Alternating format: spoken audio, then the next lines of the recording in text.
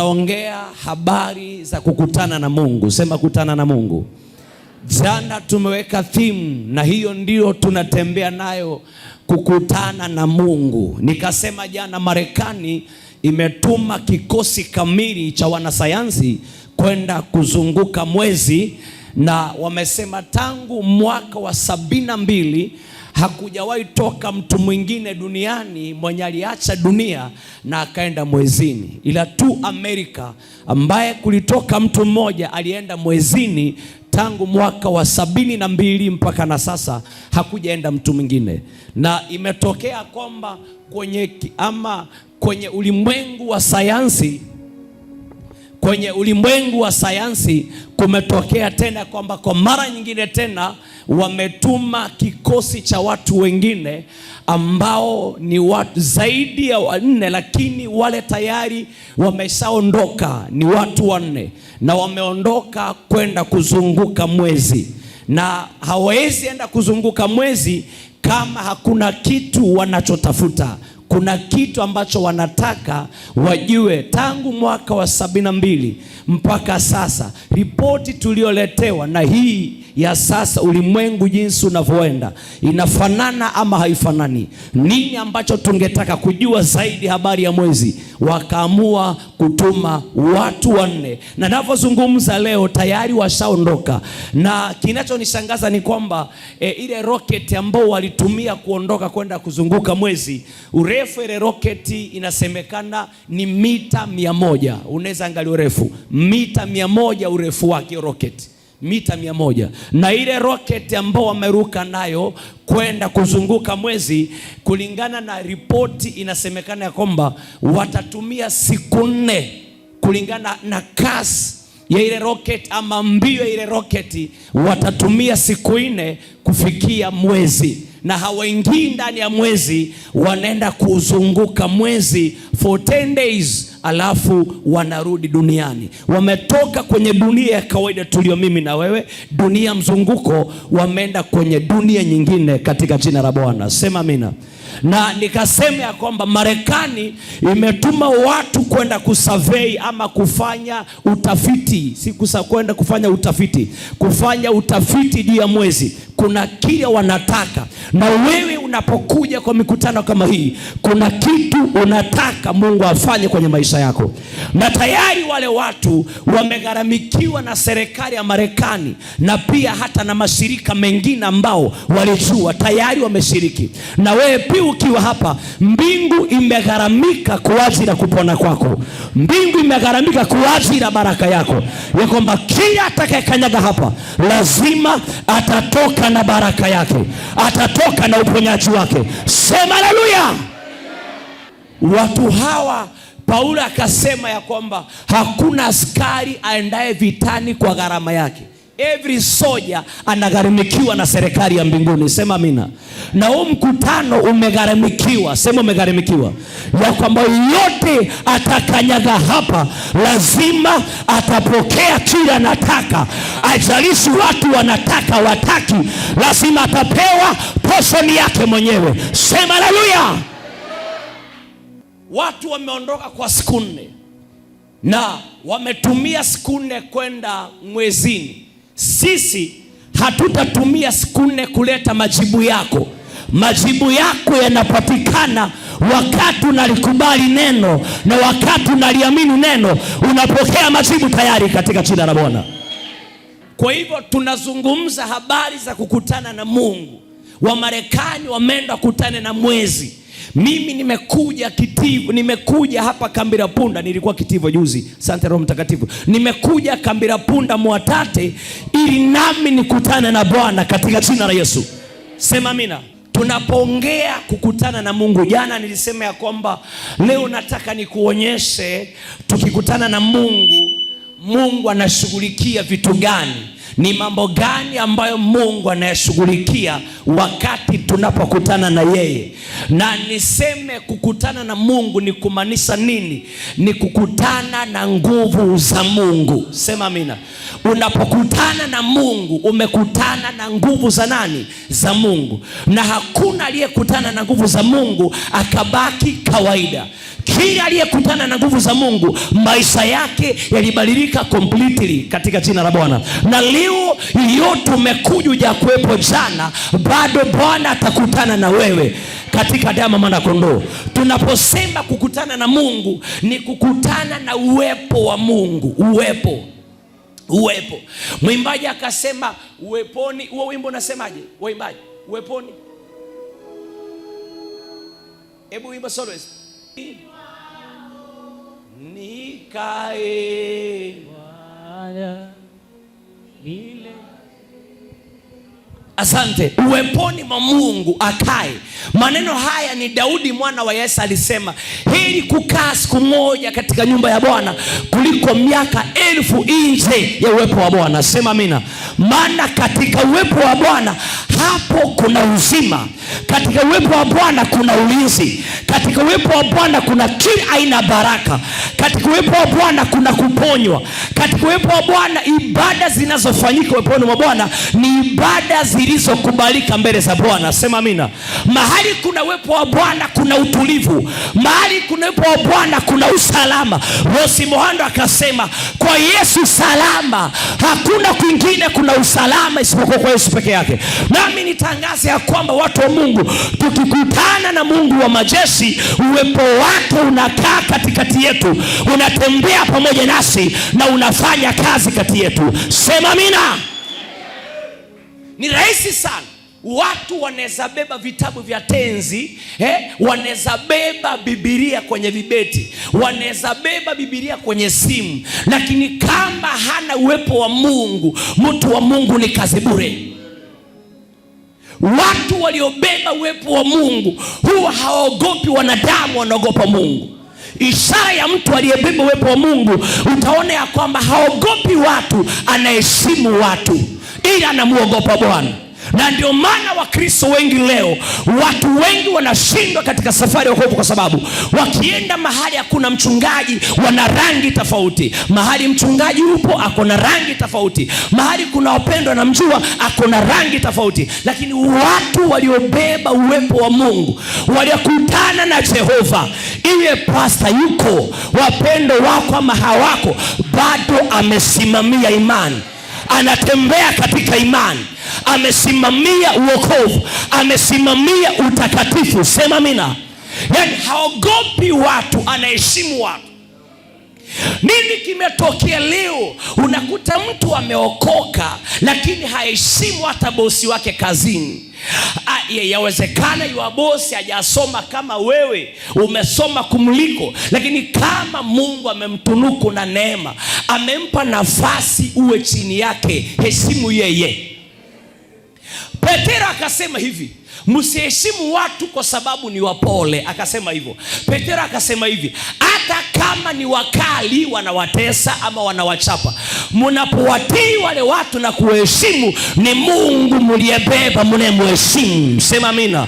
Si kwamba hujui kuongea, hujui kujibu, unajua vizuri sana, lakini kwa sababu ya Mungu uliyebeba, unaogopa kumvunjia Mungu nini? Heshima. Kwa sababu hiyo unalinda uwepo wa Bwana, unalinda nguvu za Mungu ndani yako. Tunamwona Joseph, si kwamba Joseph alikuwa si mwanaume kamili, alikuwa ni mwanaume kamili kama watu wengine, lakini kwa sababu ya uwepo wa Bwana, anajua mahali alikutana na Mungu. Wakati First Lady alimshika anataka kumrep, Yusufu aliacha koti, akatoroka, akaacha koti. Nini kilifanya Joseph anatoroka?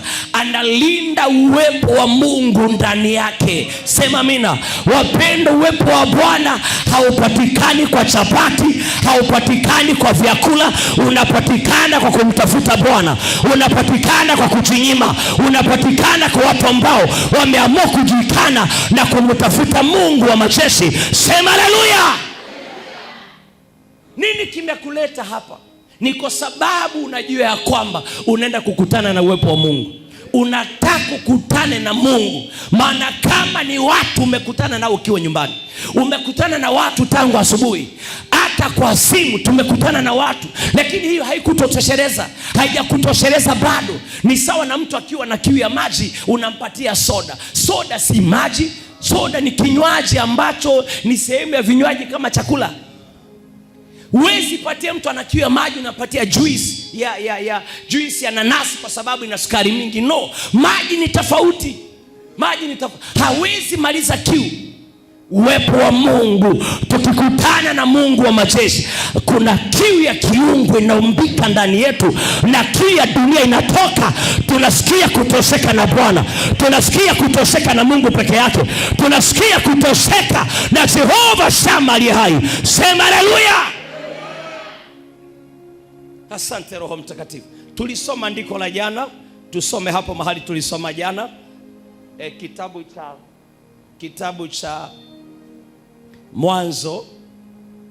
kitabu cha Mwanzo, mlango wake ule wa 32, mahali tulisoma jana. Yakobo akashika njia yake na malaika wa Mungu wakakutana naye. Mstari wa 2. Naye Yakobo alipoona alisema, hili ni jeshi la Mungu. Akapaita mahali pale Mahanaimu. Sema amina. Yakobo akashika njia akakutana na malaika. Nikieleza kama jinsi nilivyozungumza jana, wakati walipokuwa wamekosana na Esau akaenda ujombani. Sasa ikafika wakati Mungu akamwambia, nataka urudi nyumbani kwenu kwa baba yako. Yule Mungu, maana akiwa anaenda ujombani, njiani Yakobo alikutana na malaika tena. Maana alifika usiku akalala, akachukua jiwe akalilalia, na akaota ndoto, akaona malaika wanapanda wakishuka. Na alipoamka mahali pale akasema, bila shaka hii ni nyumba ya Mungu. Aliposema ni nyumba ya Mungu, akachukua mafuta akamimina juu ya jiwe.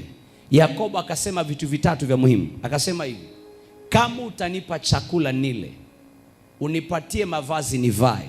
La tatu, nifike salama niendako. La nne, nirudi nyumbani kwetu salama. Mambo mawili nitafanya kwako. Namba 1, utakuwa Mungu wangu. Namba 2, nitakutolea fungu la 10. Yakobo akiwa namba 2 katika baba zetu wa imani.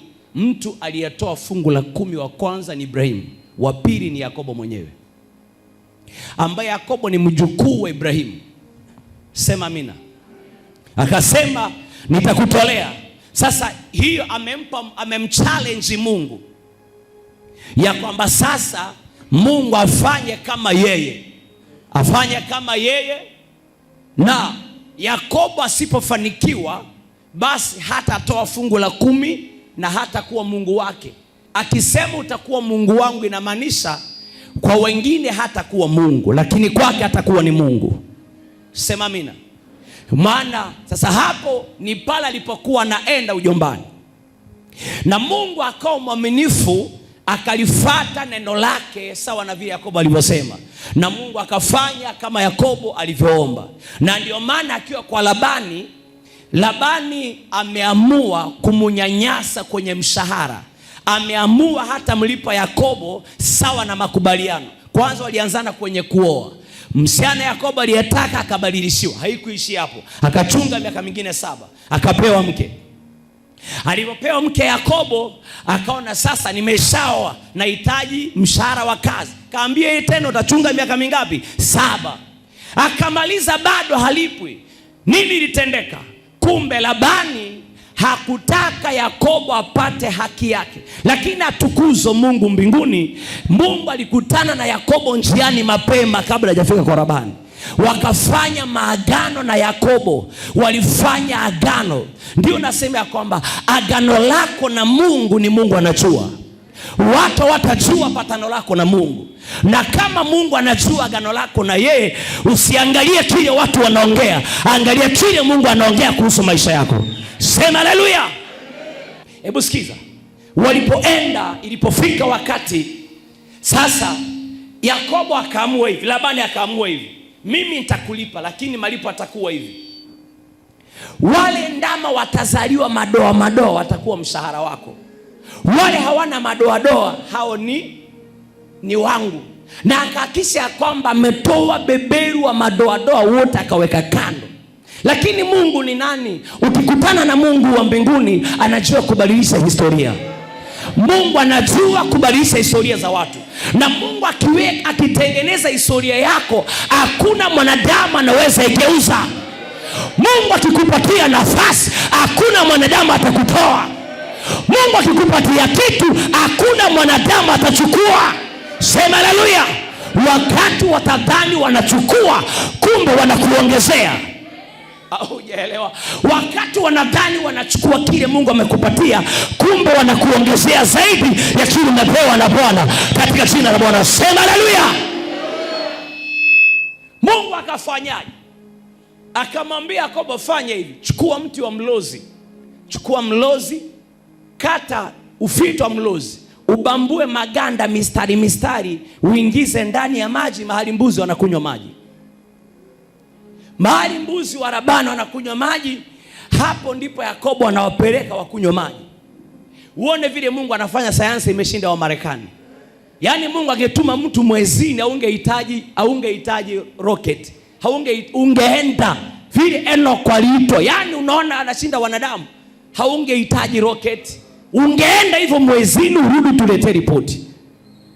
Sasa Mungu akamwambia kafito ndani, na itakuwa kila mnyama anayekunywa maji hapa atazaa ndama aliye na madoadoa. Alafu usiku kwenye ndoto Mungu akamwamsha Yakobo kwenye ndoto. Yakobo akaonyesha kwenye ndoto vile mabeberu wametumwa kwenye ndoto, wenye madoadoa wanapanda wale mbuzi. Akaona kwenye Mungu anafanya sayansi. Kwa hivyo kila mbuzi angebeba mimba na amekunywa maji kwa kile kisima, akizaa mtoto ana madoadoa. Huo ni mshahara wa Yakobo. Lakini wale waliokonda, Mungu hakuruhusu wakunywa maji. Hii inamaanisha kwamba watu wa Mungu, yani maji, mtu anangoja anaisha kabisa, anataka kukata roho, ndiye anasema niitieni wachungaji waniombee. Hapana, Mungu anataka kutumia watu wakiwa na nguvu zao, wakiwa fresh kabisa. Sema haleluya. Yani mtu anangoja wakati anakata roho, ndiye anasema niitieni wachungaji, niitieni pastor wakuja waniombee. Mbona hakusema kitambo? Maombi kama mimi sipelekaji. Yaani Mungu ndiye aletoa kitu kinakata roho. Alafu mchungaji akikosa kwenda, watu wanafanya nini? Wanamlaumu, wanasema angalia, huyu pastor anaenda kuomba kwa watu wenye pesa. Hata kwa Yakobo, wanyama waliokonda hawakupelekwa pale kwa kile kisima kunywa maji. Ni wale walionona peke yake ndio lipelekwa pale. Sema amina. Na kila aliyekunywa alipobeba mimba akazaa mtoto ana madoadoa. Sasa hapa kwenye mlango tumesoma, ameambiwa sasa rudi nyumbani. Akiwa safarini akienda nyumbani, kwenye njia anakutana na malaika tena. Nasema aliyetenda jana atakutendea tena katika jina la Bwana. Nasema hivi, kama vile tunafahamu ya kwamba, wapendwa, vitu hujirudia. Ukiwa ni mfanya mabaya kuna tabia kujirudia. Ukiwa mtenda mema yana tabia ya kujirudia.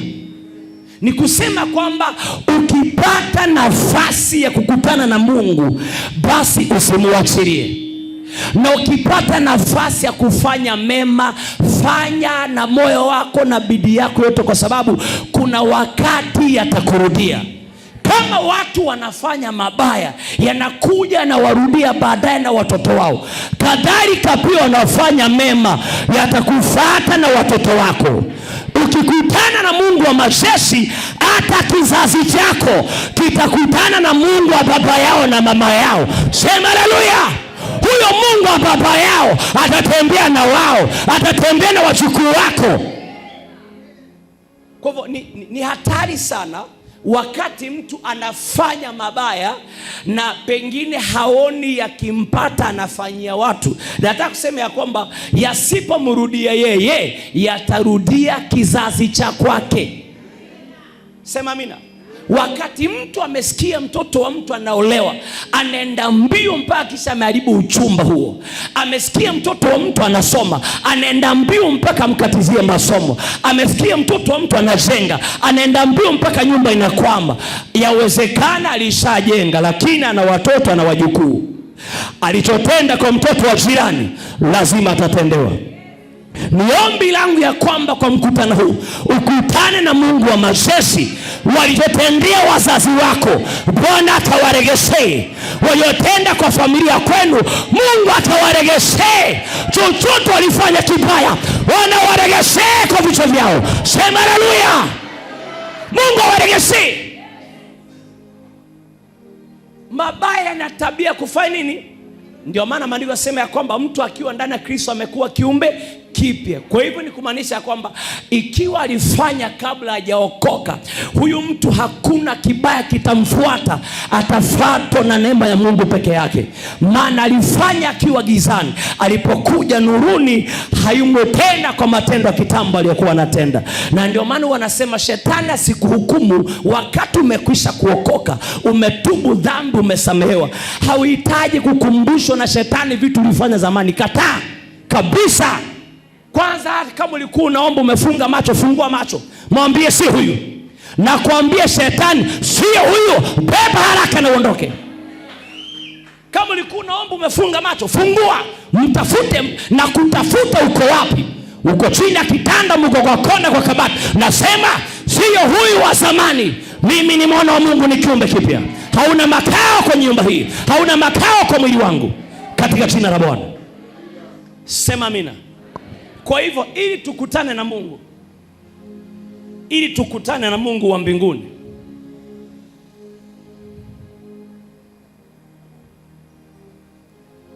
lazima ufahamu namna ya kukutana. Na kabla Mungu hajashughulikia yale mambo ungetaka ayashughulikie, lazima ufahamu ni namna gani unaweza kukutana na Mungu. Namna gani? Kabla hajashughulikia mambo ulionayo, lazima ujue namna kwanza. Ni vipi unaweza kukutana na yeye? Namna gani unaweza kukutana na Mungu? Utakutana naye namna gani? Number 1, lazima uzijue njia za Mungu. Lazima uzijue njia za Mungu. Lazima uzijue njia za Mungu. Hivi sasa hivi umekutana na Mama Eunice amekwambia, mimi kwa neema ya Mungu natafuta watu 5 ambao wazazi wameshindwa kulipa karo. Nataka niwalipie karo ya mwaka mzima. Mlikutana njiani. Na atakwambia sasa wewe nitafute. Moja kwa moja ya kwamba lazima ujue ni vipi utamfikiaje Pastor Eunice upate cheki ya school fees. Utamfikiaje? Utafika vipi kwa Pastor Eunice? Cha kwanza lazima ujue kwake anaishi wapi. Cha pili ujue njia. Lazima ujue kwake, lazima ujue nini? Njia ambayo utaitumia uende kwa boma yake. Umwambie mama, nimefika. Mtoto wangu ni form 3. Ulisemwa na tulipia karo, mama yangu nimefika. Mama hana maswali, kufika tu ni cheki unaandikiwa, Jemi manaenda kalipia mtoto karo. Maana amepromise anapenda karo ya mwaka mzima. Kwa hivyo na Mungu ili akutane na sisi, lazima tujue njia za Mungu. Lazima. Maandiko yanasema hivi, kuna njia zionekanazo nzuri machoni pa mtu, lakini mbele za Bwana ni njia za upotevu. Kwa hivyo lazima ujue njia kukutana na Mungu ni ipi. Si kila njia. Mungu ana njia zake. Ndege angani ziko na njia. Ndio unaona ndege zigongani ziko na njia. Meli ndani ya maji iko na njia. Feri ukienda Likoni iko na njia, ipiti mahali popote. Feri na njia. Ndio maana gari moshi iko na njia. Gari moshi iko na njia. Na nilipoenda China nikashangaa kwa neema ya Mungu, nikashangaa kama Mchina ako na basi zinatumia umeme. Hazitumii mafuta manini, inatumia umeme na imeunganishwa na laini ya umeme, mahali laini ya stima inapita, hiyo ni barabara hizo basi. Na sitaka kondakta, ni dereva peke yake. Kwa hivyo ukiingia pale hakuna kugonga magari makofi, utaharibu magari ya watu. Hakuna mtu anakuuliza nauli. Wewe ukiingia pale kila kitu ni kompyuta. Unajua unaenda wapi? Uko na business card, unajua mahali unaenda. Iko na inakuonyesha mahali unaenda, mahali kuisha. Wewe lipa pesa, kata risiti yako, kana vile umefinya, umekata risiti, amejua nikifika Mwatate kuna mtu anashukia hapo. Shukisha, unanipitisha. Bwana asifiwe. Hakuna tumenipitisha. Tulisenda Mombasa na Pastor Cosmas Mokera Nairobi, nikiwa kwenye harakati za kuoa. Tumeenda kufanya shopping. Kufika kule tumezunguka mchana kuto na kina Pastor Grace na mke wa Nyambo Madedo. Tukazunguka mchana mzima tukifanya shopping. Kuja kukaa kwa basi ni kulala. Tulienda kuamkia Mazeras. Gari nafika Voi, wanasema Voi. Sisi tumezienda. Nikafikiria ni mimi. Juzi Pastor Babu amekuja Nairobi. Amemaliza huduma, tumemaliza mkutano, wanarudi. Pastor anafika Manyani, basi inashukisha askari wa Manyani prison. Pastor kwa sababu pia alikuwa amezimembeba. Kuamka hivi, anaona mataa, anaona ni miti, akaona ni Voi. Dereva, tunashuka. Pastor Baba akashuka. Basi kuondoka hivi, kugeuka hivi, anaona imeandikwa Manyani prison. Ibidi Pastor Babu arudi Tandiboi wa matrera sasa. Ibidi trailer. Mtu wa trailer. Sasa Pastor amelipa fare kutoka Nairobi mpaka wapi? Voi. Anashukia wapi? Manyani. Na akapanda trailer kutoka Manyani mpaka Voi. Hebu niambie, usipande trailer utafikisha kwenye baraka yako katika jina la Bwana. Sema amina. Na hivyo ndivyo ilivyo. Wakati umetoka kwenye uwepo wa Mungu, sema kwenye uwepo wa Mungu.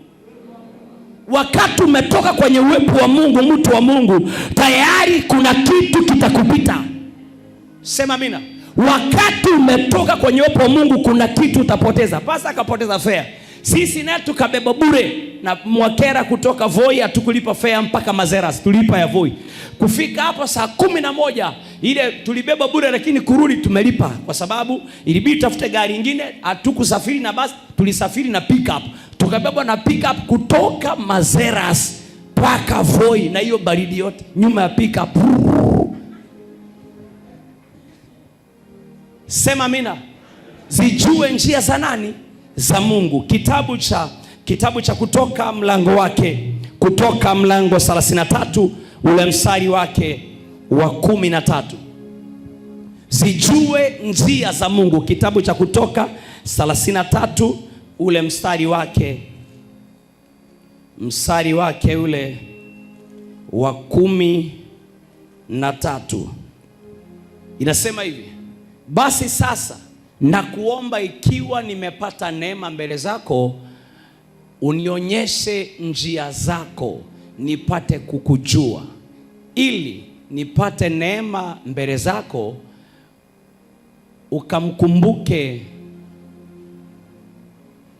ukakumbuke ya kuwa taifa hili ndilo watu wako. Mtu mwingine, nipate msomaji mwingine pia, nipate mtu atakao nasoma na anasoma, msomaji wa Biblia.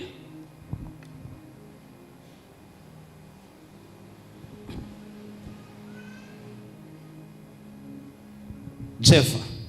Okay. 33:13.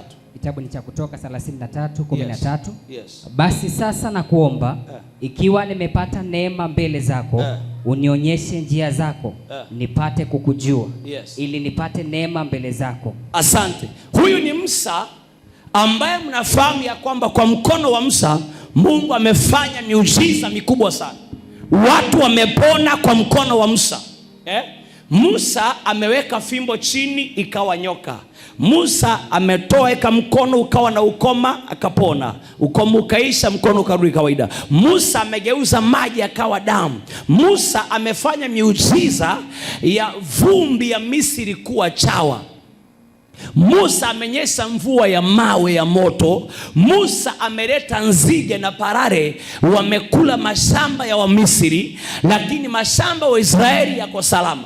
Musa amesababisha Farao amefiriwa na mtoto, maana kile Mungu alimwambia Musa alipokifanya, na Mungu akamaliza kila mzaliwa wa kwanza. Lakini imefika wakati Musa akagundua, hapana, nini nahitaji sio miujiza, nataka nijue njia za kumfikia Mungu. Ndio unaona ya kwamba tatizo la wana wa Israeli na Musa ni kitu kimoja. Waisraeli walijua miujiza. Sema miujiza.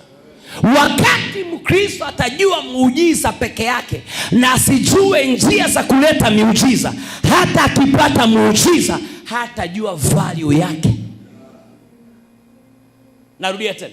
Wakati Mkristo amefanyiwa muujiza na asijue injili tumika kuleta nini muujiza, hatajua thamani ya muujiza, na pia hata utunza ule muujiza, atautumia kiholela holela. Na ndio maana tuna watu wengi leo ni wazuri wakati hawana kazi, ni wazuri wakati hawana pesa, wakipata pesa wanageuka. Shida ni kwamba alijua muujiza lakini hakujua njia za kuleta nini miujiza. Kwa hivyo Musa akataka Mungu amfundishe njia zake. Ni kwa nini mtu wa Mungu? Kwa nini simu yako imezeeka, watu wanasema sutupe hii, unaipiga blada, unaipiga rubber band, umeifunga na blada na bado unatumia tu, imeisha. Yani hata ukitoa watu wanacheka, lakini unaongea na simu ukiwa comfortable, huna haraka, maana ni pesa yako si yao. Hata wakicheka huna shida, utaiacha siku umeamua mwenyewe, si kwa sababu ya watu wanaongea. Maana unajua ni njia gani ulitumia kuipata, ulilipa gharama kuipata. Na kujua njia za Mungu ni lazima mtu atagharamika kuzijua. Tunazijua njia za Mungu kwa kulipa gharama. Kuna gharama inabidi tulipe ili Mungu atufundishe njia zake. Huwezi ukajua njia za Mungu kama hujalipa gharama. Lazima ulipe gharama uzijue.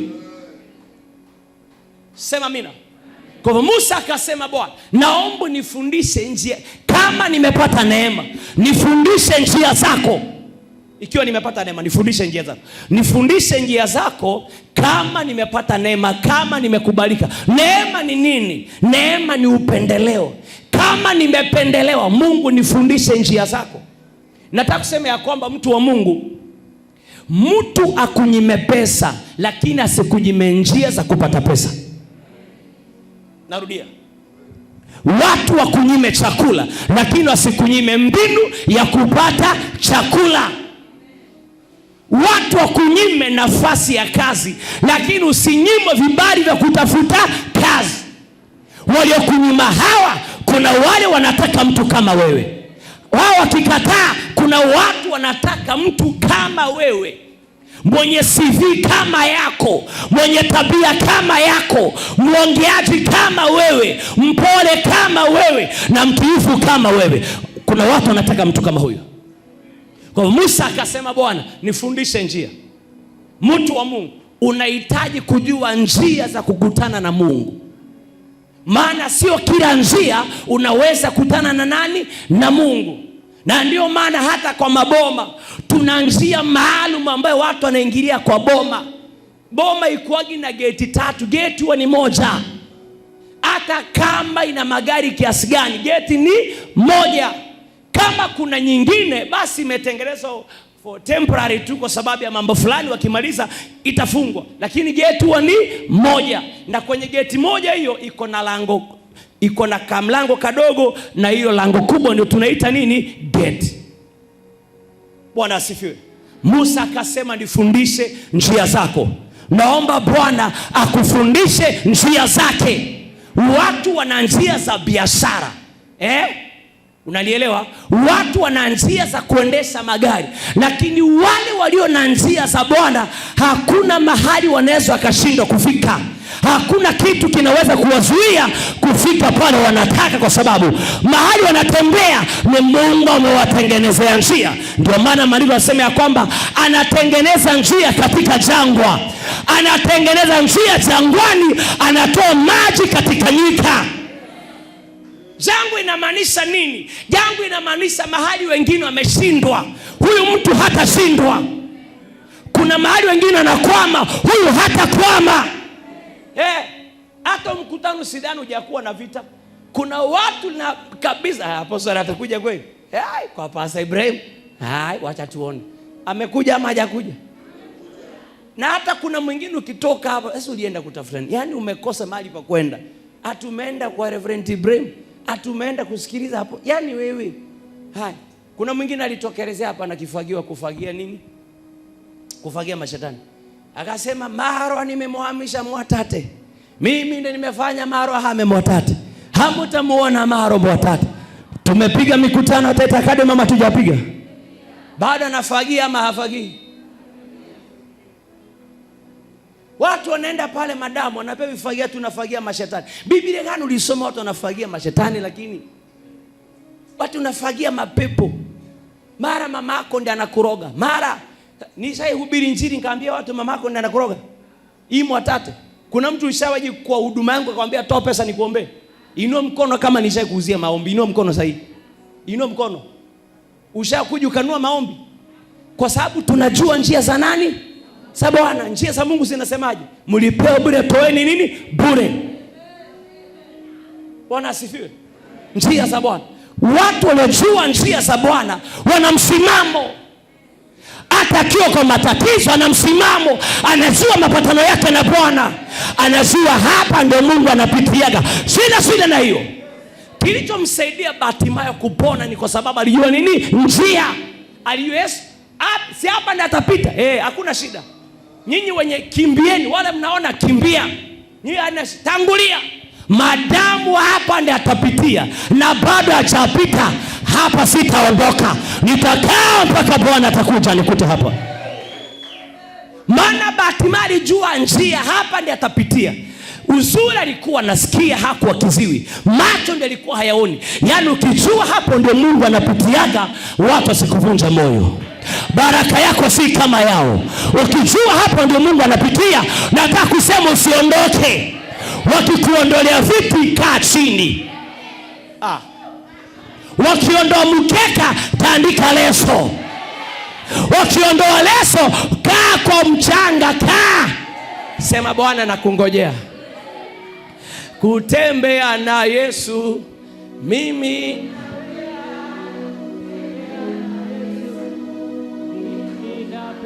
Unajua usini hukumu kwa sababu nimevaa suti nimekaa chini. Kuna siku utaingia kwa kaburi ya 3x6. Uelewa hivyo? Afadhali mimi nakaa nikiwa mzima kwa sababu utukufu wa Mungu.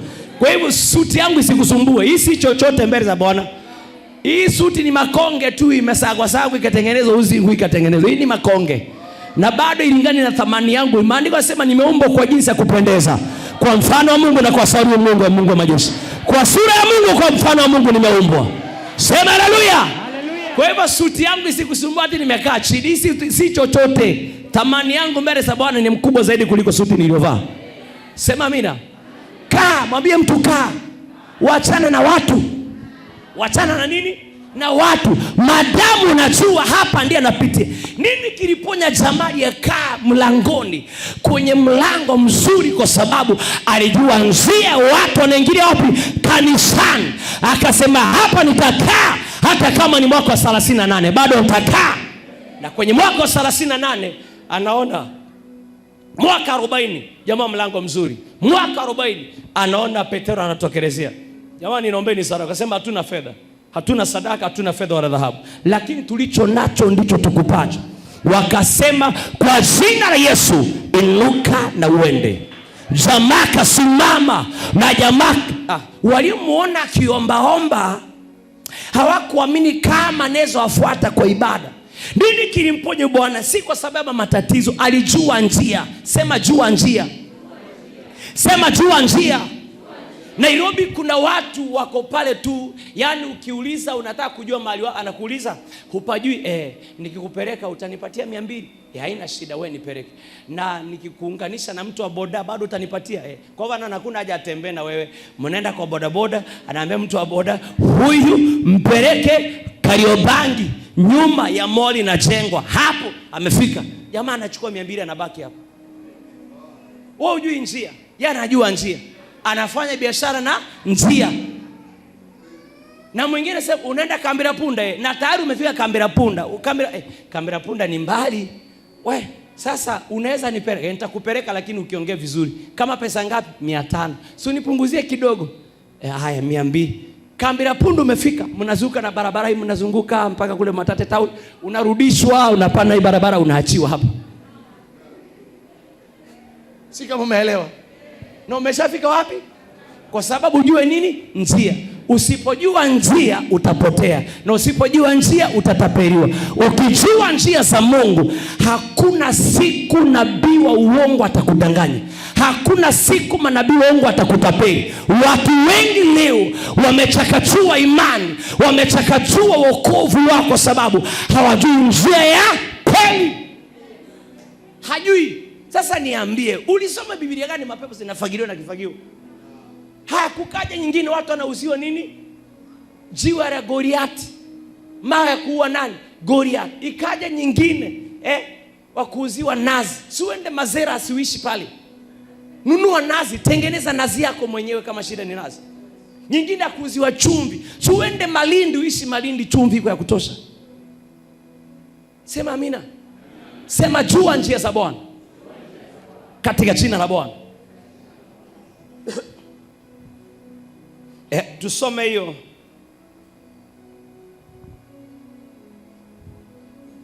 Tusome kitabu cha Wafalme wa kwanza, mlango wake wa 3, ule mstari wake wa 5. Tunamuona Suleimani anafanya maombi. Suleimani anaomba hekima ya Mungu.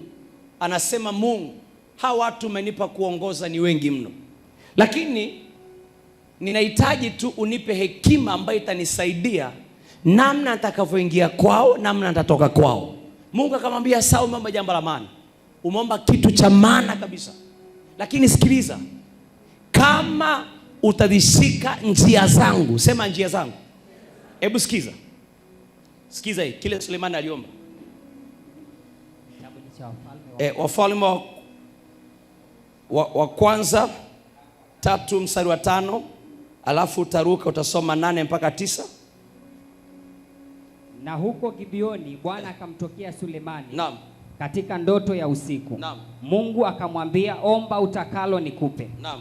Sulemani akasema, naam, umemfanyia mtumwa wako Daudi baba naam, yangu fadhili kuu, naam, kadri alivyoenenda mbele zako katika kweli, naam, na katika haki, naam, na katika unyofu wa moyo, naam, pamoja nawe, naam, nawe umemwekea na fadhili hii kubwa. Huo mstari wa 5. Mstari wa 5. Urudie wa 5 huo. Na huko Gibeoni Bwana akamtokea Sulemani katika ndoto ya usiku. Mungu akamwambia, omba utakalo nikupe. Yes. Wa 5. Wa 5. Aruka ule mstari wake wa 8 na 9. Na mtumwa wako yu katikati ya watu wako uliowachagua, watu wengi wasioweza kuhesabu wala kufahamiwa idadi yao, kwa kuwa ni wengi. 9. Aruka 9, soma wa 13 na 14, alafu nitarudi ndio nizungumze. Mstari wa 13 na 14. Na mambo yale usiyoyaomba nimekupa, mali na fahari, hata hapata kuwa na mtu katika wafalme kama wewe siku zako zote. Nawe ukienda katika njia zangu na kuyashika mausia yangu na amri zangu, kama baba yako Daudi alivyokwenda, basi nitazifanya siku zako kuwa nyingi. Asante. Suleimani amejenga hekalu, amemaliza. Kama Mungu alivyomwambia Daudi, akasema mikono imemwaga damu, utajenga hekalu, lakini mwanao atakayetoka viunoni atajenga. Wakati alijenga hekalu akamaliza, Suleimani akadedicate hekalu na akatoa sadaka nyingi sana. Zile sadaka alizotoa mbele za Bwana, usiku alipolala, Mungu akamkujia kwa ndoto akamwambia, omba utakalo nitakupatia. Yaani ametoa sadaka mpaka Mungu amefurahi. Yaani kuna vitu unaweza fanya Mungu akalazimika kuongea nawe cha lazima. Yaani sadaka inasababisha Mungu anakutana na Suleimani kwenye ndoto. Sadaka tu. Amejenga hekalu, amemaliza. Na zile sadaka alitoa inamaanisha kwamba hakuna mfalme amewahi toa na hakuna mtu ameidedicate hekalu kwa siku 14. Suleimani ni mtu wa kwanza kufanya dedication ya ibada madhabahu 14 days. Hizo ni wiki ngapi? Wiki 2. Wakati amemaliza kudedicate tu Mungu anakuja kwenye ndoto, anamwambia omba utakalo nitakupatia. Na kwenye maombi yeye akasema anataka hekima ya kutoka na kuingia. Anataka ufahamu jinsi ataongoza watu wa Mungu. Sababu anasema watu wako ni wengi hata hawana hesabu. Yaani idadi ya wana wa Israeli hawana hesabu. Na Mungu akamwambia sawa, watu wangu ni wengi, kwa sababu Mungu alimwambia Ibrahimu ya kwamba kizazi kile nitakupatia watakuwa wengi kama mchanga wa bahari, hawataweza kuhesabika. Suleimani ameomba na Bwana akamwambia mama jambo la maana sana. Akasema sasa hata na mali nitakupatia. Nitakupatia utajiri, nitakupatia mali ambayo hakujawahi kuwa na mfalme mwingine mwenye utajiri kama wako. Yaani Mungu anamwonyesha kwamba vile ameomba kitu cha tofauti na Mungu anamfanya kuwa mtu wa tofauti. Vile ameomba kitu cha pekee na Mungu anamfanya mtu wa kipekee. Hakutafanana naye na mtu mwingine. Naomba Bwana akubariki na baraka kipekee. Mungu akuinue kipekee, akutumie kipekee, akuheshimishe kipekee. Sema haleluya. Nini katokea? Bwana Yesu, naomba huyo mtu dili naye.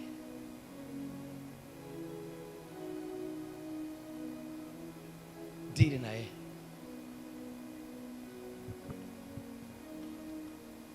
Musa akasema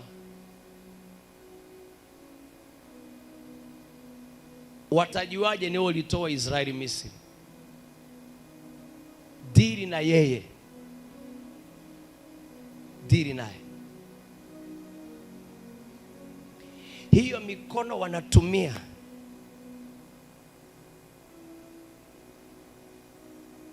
kufanyia watu mabaya, dili na yeye. Dili na hiyo mikono. Hiyo akili anatumia, chukua hiyo akili, peana mtu mwingine aishi akiwa debe. Usimuue, aishi akiwa debe. Ufahamu anautumia, uchukue, patia mtu mwingine. Katika jina la Yesu. Ajue kuna Mungu mbinguni anajua kusoma moyo kama kitabu. Pokea utukufu Elogibo. Sema amina. Bwana akamwambia nawe ukijua ukifanya nini? Huo mstari wa 18. Tusome mstari wa 18. 14. Yes. Nawe ukienda katika njia zangu, yes, na kuyashika mausia yangu, yes, na amri zangu, yes, kama baba yako Daudi alivyokwenda, yes, basi nitazifanya siku zako kuwa nyingi. Asante. Mali amepewa, lakini Mungu akafahamu ya kwamba pasipokuwa na uhai ile mali hata ifaidi. Akasema hivi, na ukienda kwenye njia zangu kama baba yako Daudi, nitafanya siku zako kuwa nyingi. Yaani utajiri aliyoupewa aufurahie kwa muda unaofaa. Umegundua kwamba kuna watu wanakatiziwaga maisha. Kuna watu wanakatiziwa nini? Kuna watu fupishia wengine maisha. Kitabu cha Isaia 40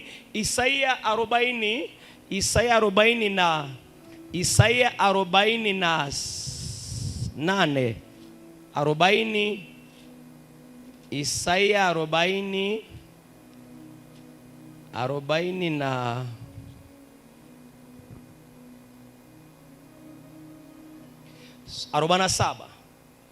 Isaya 47 ule mstari kuanzia 8 unasema hivi. Sasa basi sikia haya, wewe upendaye anasa, ukaae na kujiona salama. wewe usemaye moyoni mwako, mimi ndiye wala hapana mwingine zaidi yangu mimi. Sitaketi mfano wa mjane, wala sitajua kufiwa na watoto. Mstari wa 9, lakini mambo haya mawili yatakupata katika dakika moja. Siku moja utafiwa na watoto, na ujane utakupata kiasi kitimilifu. Wingi wa uchawi wako ujapokuwa mwingi, na uganga wako ujapokuwa mwingi mno. Mstari wa 10, maana umeutumainia ubaya wako, umesema hapana anionaye. Ushasikia watu kama hao? Enda mahali unataka, utanifanya nini? Enda unakotaka. Inasema na umesema moyoni mwako, mimi ndiye wala hapana mwingine zaidi yangu mimi. Mstari wa 11, kwa sababu hiyo ubaya utakupata, wala hutajua kutokupoa kwake, na msiba utakuangukia usiuweza kuondoa, na ukiwa utakupata kwa ghafla usiojua. 12, simama sasa na uganga wako na wingi wa uchawi wako uliojitabisha nao tangu jana wako, labda utaweza labda utaweza kupata faida, labda utaweza kushinda. 13, umejitabisha, umechoka kwa wingi wa mashauri yako. Basi wasimame hao wajuao falaki, waziitao nyota, watabiriwa kila mwezi mambo ya mwezi huo, wakakuokoe na mambo yatakayokupata. Sema amina. Mungu anatangaza hatari juu ya wachawi. Na nielewa, ameona kwenye taifa la Israeli kuna watu wanakatishia wengine nini? Maisha. Watu wanauawa na wanatumia uchawi na uganga. Akasema sasa mimi Mungu naongea, simama sasa na uganga. Wale wanajua kuua wengine, wanajua katizia watoto watu masomo. Akasema simama, kama utaweza kupata faida, kama utaweza kushinda. Na maana Mungu ametangaza vita, atapigana mwenyewe kwa watu wanajua njia za Bwana. Mungu anapigana kwa niaba yako, anapigana kwa niaba yao. Sema haleluya. Anasema simama, kama atapata faida, kama atashinda, kwa sababu wamefanya kazi tangu wakiwa nini? Vijana, tangu watoto. Simama, kama watashinda, kama atapata faida. Bwana amesema faida nini? Wasimame. Kwa hivyo usitishwe na mtu ambaye anakwambia anaenda kwa mganga. Usitishwe. Una Mungu asiyerogeka, una Mungu asiyeshindwa, una Mungu ambaye hasaidiwi, Mungu anayepigana peke yake. Sema haleluya. Bwana akasema na wasimame. Hichi ndicho Musa alitaka. Musa akamwambia Bwana, nifundishe njia zako, naomba unionyeshe njia za kupitia. Ni wapi unataka nipite, wapi unataka sipite. Kwa sababu gani? Mtu wa Mungu anasema hivi, njia zifanani. Njia magari sio njia baiskeli, njia pikipiki si njia gari. Kuna mahali pikipiki inaweza pita lakini gari huwezi pita. Na nielewa. Na njia trailer si njia magari ya taksi. Kuna mahali trailer huwezi ingia lakini taksi inaweza ingia. Sema amina. Musa akasema nifundishe njia zako Bwana. Kama nimepata neema nataka nijue njia.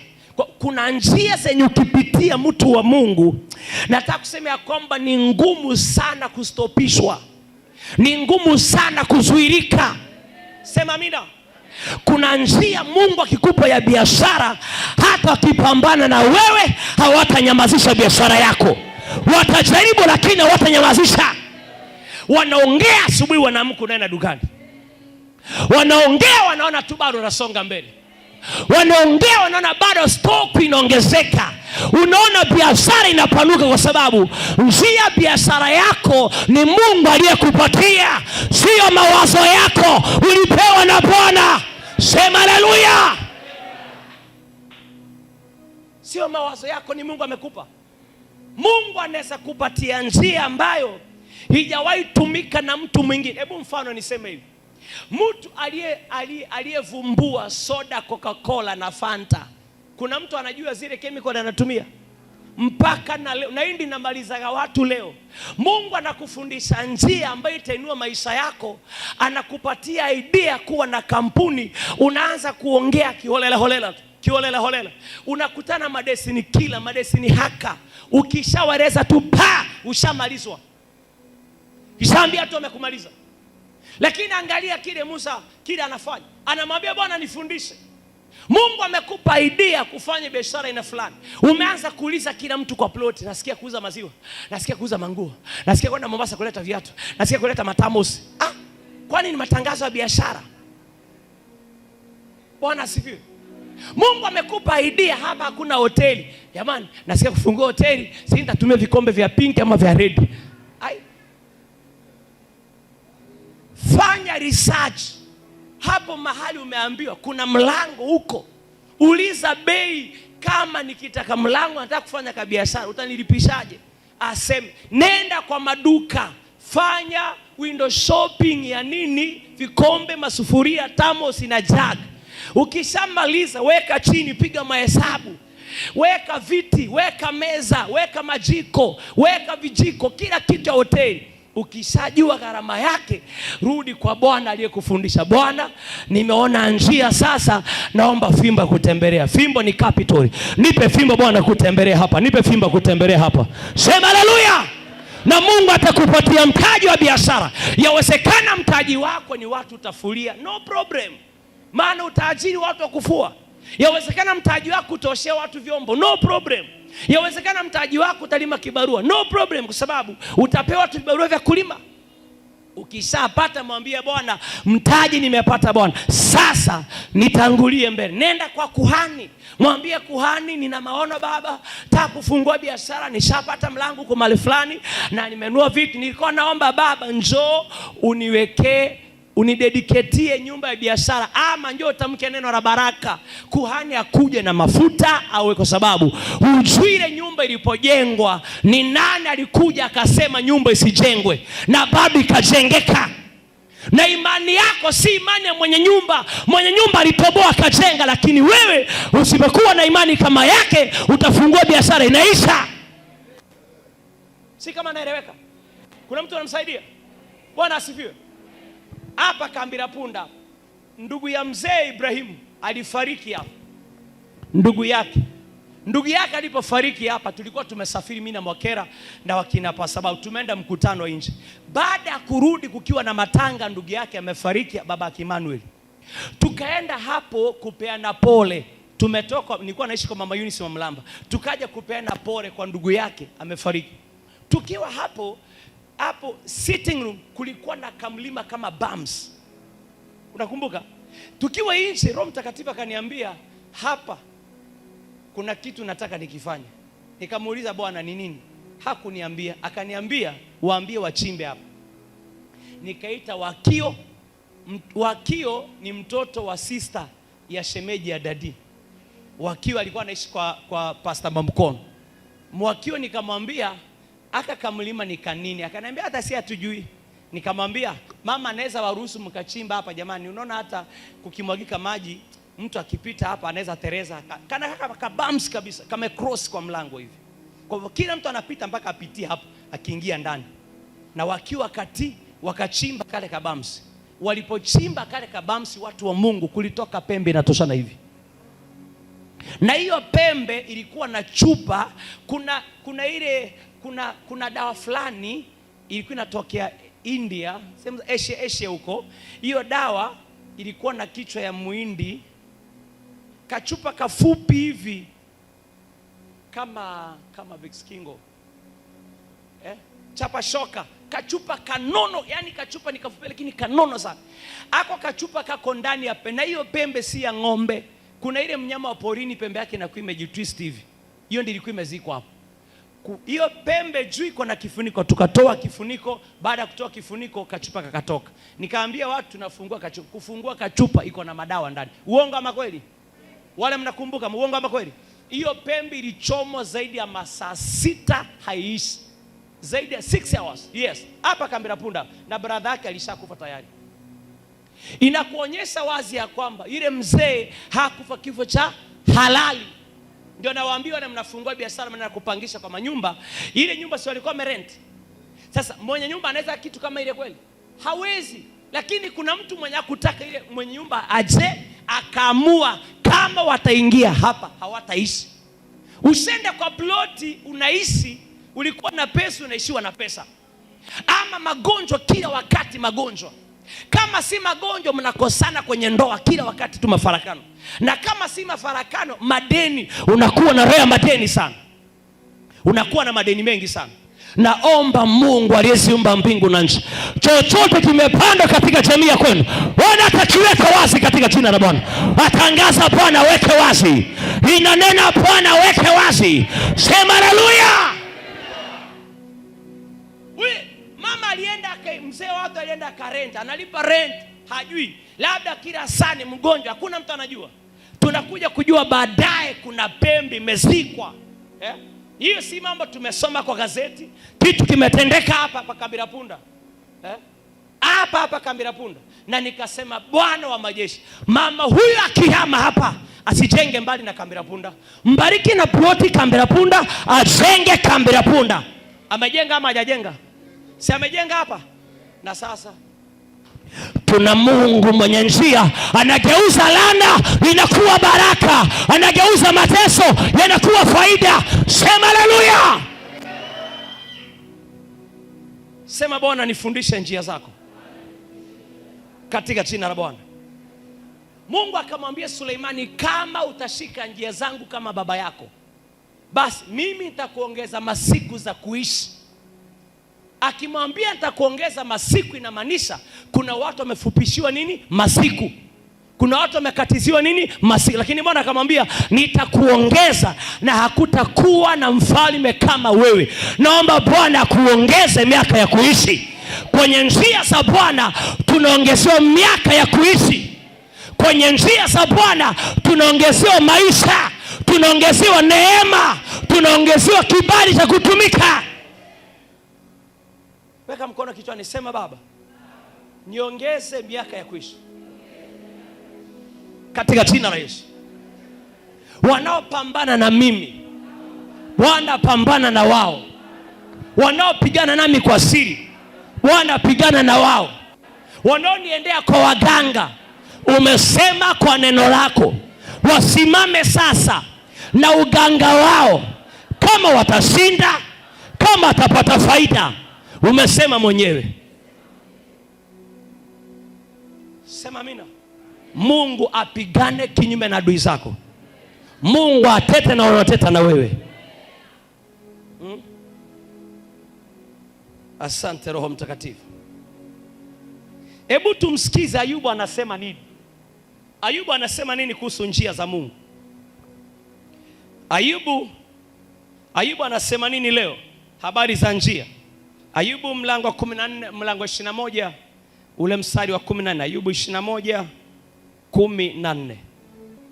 Kitabu ni cha Ayubu mlango wa 21. Naam. Mstari wa 14. Yes. Walakini walimwambia Mungu, tuondoke, kwani hatutaki kuzijua njia zako. Yaani kuna watu wa kategori ngapi?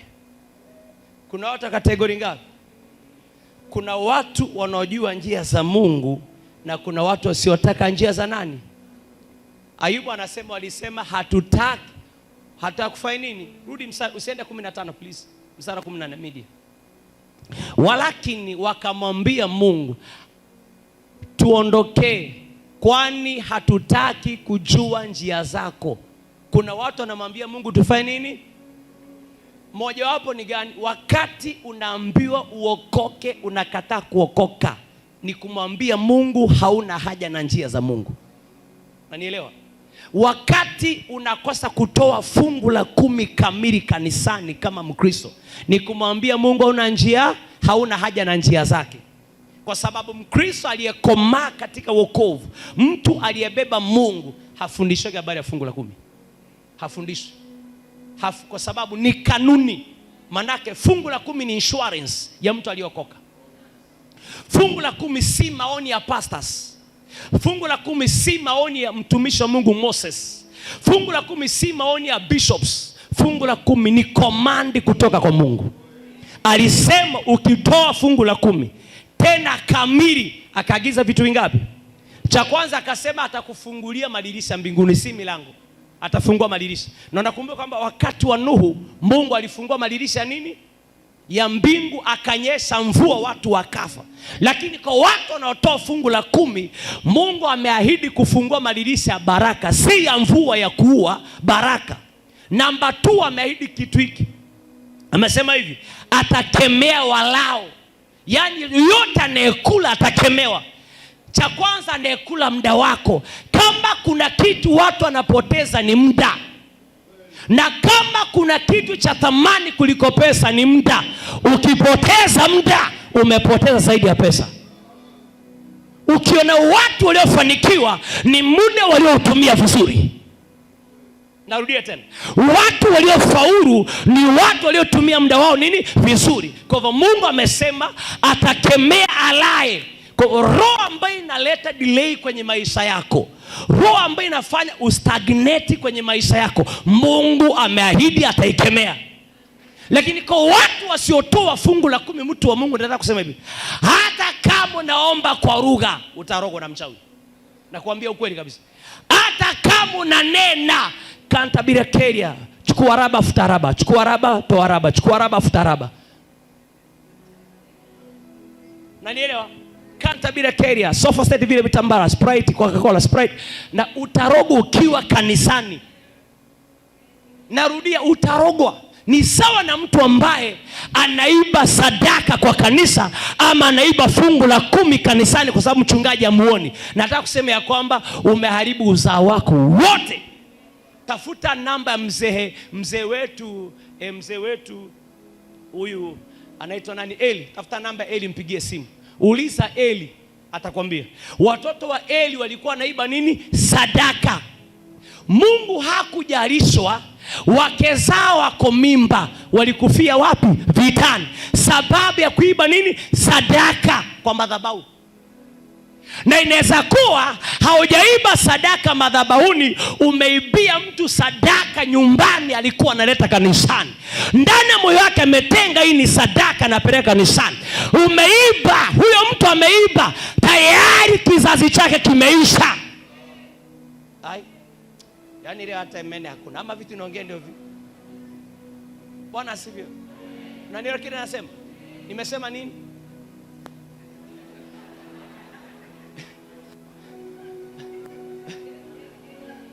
Basi wacha niachie hapo. Tumalizie hapo. Si nimalizie hapo?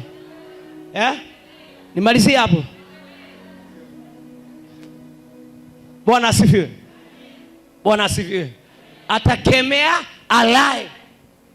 Wewe, huyo mtu ametenga, hii ni fungu la 10 na ni kuku. Amepanga na ngoja ikue. Mchungaji ana nyumba kuweka kuku, zitaenda kumsumbua. Ikue, achukua peleke church. Huyu ameiba, amechinja, kuisha. Watoto miaka 8 anavuta bangi. Nirudie nisirudie? Niyo ni ya fungu la 10 amefanya nini? Huyu amechukua mama mahindi amevuna, anasema sina sadaka, napeleka mahindi wapi? Kanisani. Mwingine amekuja ameiba, amepeleka mama pima apatiwe pombe. Kwisha, ameiba sadaka. Na ndio maana kila mahubiri sitakosa kusema polisi amka msako. Popote kuna pombe pita na wao.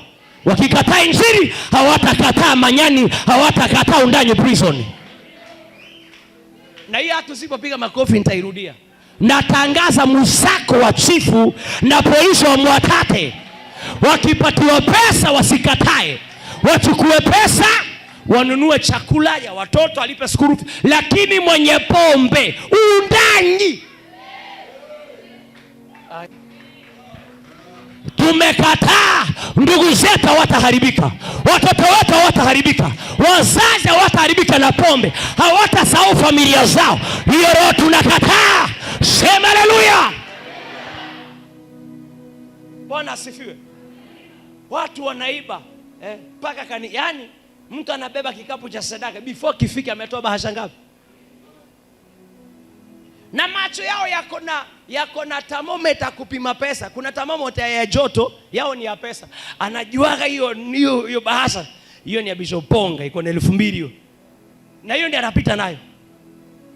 Ndio maana nashauri watu, ukitoa fungu la 10, please bahasha yako andika jina lako. Pasa wako ajue bahasha yako iliko. Alafu ongeza ndani karatasi uliweka pesa ngapi ndani. Wana mate anashinda super glue, anatoa alafu anapiga mate ndani kama mtu wa sonyo, inashikana vizuri sana bahasha. Basi inabambuliwa na kalamu pole mpaka mwisho, alafu inachomolewa alafu inapigwa siri.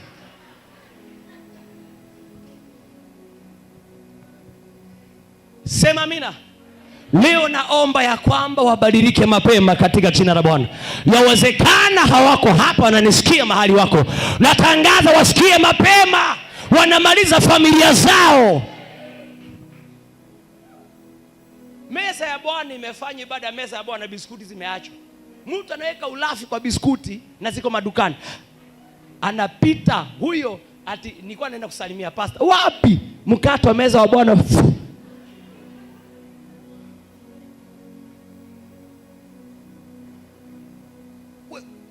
Ujui maneno inafanyika. Uliza wachungaji watakwambia wewe. Hii meza ya Bwana ilibaki hapa, damu ya Yesu. Si ilikuwa inajaa hii chupa? Kwani inaisha na upepo kama spirit? Imeenda wapi? Kumbe kuna mtu alienda kusalimia pastor, ashaenda nayo. Hatari sana, ambia mtu hatari.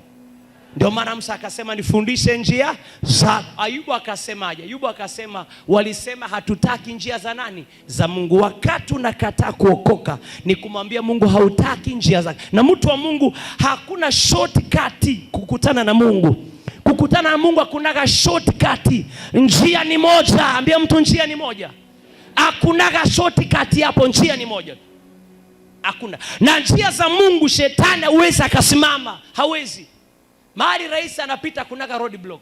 Lakini mbunge akipita, governor, utakuta road block ziko hapo. Lakini president akipita, na Yesu ni zaidi ya president, akipita kwenye boma yako hakuna kizuizi cha baraka yako, lazima baraka itakufikia.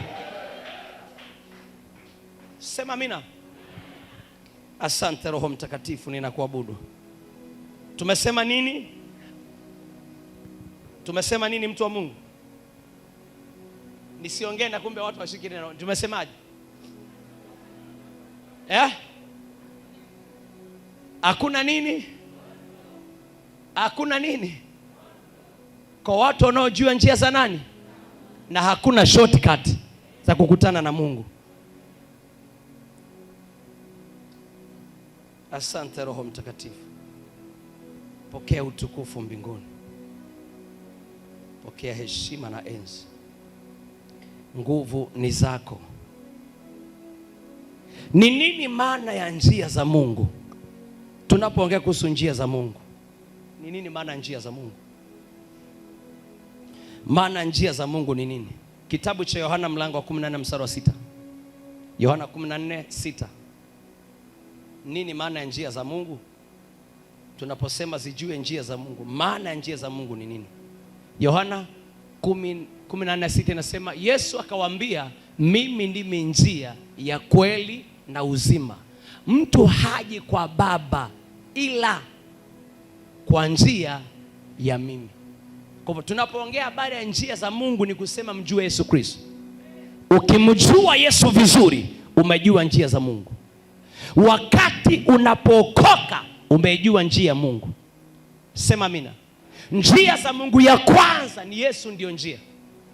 Ambia mtu Yesu ndio njia. Akasi mimi ndimi njia ya kweli na uzima. Mtu haji kwa Baba ila kwa mimi. Ina maana huwezi kutana na Mungu wa majeshi bila kupitia kwa Yesu Kristo. Lazima upitie kwake ili ukutane na Yesu. Ili ukutane na Mungu. Unapitia kwa Yesu, unakutana na Mungu. Yeye ndio njia, kweli na uzima. Na kwake hakunaga road block, hakunaga uchawi, hakunaga uganga, hakunaga laana, hakunaga matambiko. Ukiwa ndani yake uko salama. Sema haleluya. Ukiwa ndani yake una uzima tele. Katika jina la Bwana. Hebu soma yako sana. Yako inasemaje? Kitabu ni cha Yohana 14 mstari wa 6. Yesu akamwambia, mimi ndimi njia na kweli na uzima. Mtu haji kwa Baba ila kwa njia ya mimi. Asante. Njia ya uzima imekuweko tangu wakati wa Adamu na Hawa kwenye bustani ya Edeni. Wakati Adamu wamekosea kwenye bustani ya Edeni, asante Roho Mtakatifu, na kushukuru, utadili na wao, utadili nao, utakata communication na wao, utaikata forever, utaikata Elogibo, utaikata. Yawezekana wanaona ni siri, ni hekima, ni ujanja, ni uwerevu, lakini utadili nayo. Pokea utukufu mbinguni na enzi na mamlaka. Wakati Adamu amekosea kwenye bustani ya Edeni, Mungu alipokuja akutane na Adamu kwa bustani ya Edeni, anamuita Adamu, anamuuliza Adamu, uko wapi? Anasema, Mungu, niko uchi, maana amejificha. Mungu akamwambia, mbona umesema? Nani amekwambia uko uchi? Akasema, hapana, mimi niko uchi. Kwa nini? Nilikula tunda la mti wakati. Nani alikwambia ukule tunda la mti wakati? Akasema, Hawa. Na Hawa nani alisema mkule? Nyoka. Naangalia maandiko nasemaje? Mungu akamfukuza Adamu kwa bustani ya Edeni pamoja na Hawa, na Mungu akaweka makerubi wenye upanga kulinda njia ya kwenda kwenye mti wa uzima. Ule ulikuwa ni ufunuo. Adamu wa kale huyo, Adamu wa sasa ni Yesu Kristo. Kama kwa Adamu wa kale dhambi ilipata nguvu, mauti ikaingia duniani, wanadamu wakafa, kwa Adamu wa sasa neema imeingia, imeleta msamaha. Watu wasiokuwa na maana, neema ikiwaangukia wanakuwa wa maana. Maana kwa Adamu dhambi iliingia, mauti ikaingia, na kwa Yesu Kristo mwana wa Mungu ambaye ni njia, ameleta neema na akasema, mimi ni mzabibu, baba yangu ni mkulima, na kila tawi linalokaa ndani yangu hiyo huzaa sana, na babu lisafisha lizidi kuzaa sana. Msipokaa ndani yangu hamutaweza chochote. Sema amina. Kwa tunapoongea habari ya uzima na njia ya uzima, tunazungumza habari za Yesu Kristo mwana wa Mungu aliye hai. Hebu sikia hii. Hebu soma Mwanzo. Hebu soma Mwanzo mlango wa 3 mstari 24. Mwanzo 3:24 na Zaburi 16:11. Kwa wale wanaandika. Kitabu ni cha Mwanzo mlango wa 3 mstari wa 24. Yes. Basi akamfukuza huyo mtu, akaweka makerubi upande wa mashariki wa bustani ya Edeni, na upanga wa moto uliogeuka huko na huko kuilinda njia ya mti wa uzima. Meisha. Rudia tena. Basi akamfukuza huyo mtu, akaweka makerubi upande wa mashariki wa bustani ya Edeni, na upanga wa moto uliogeuka huku na huku. Unalinda nani? Adamu na Hawa. Kuilinda njia ya mti wa uzima. Huyu ni Yesu anazungumziwa pale.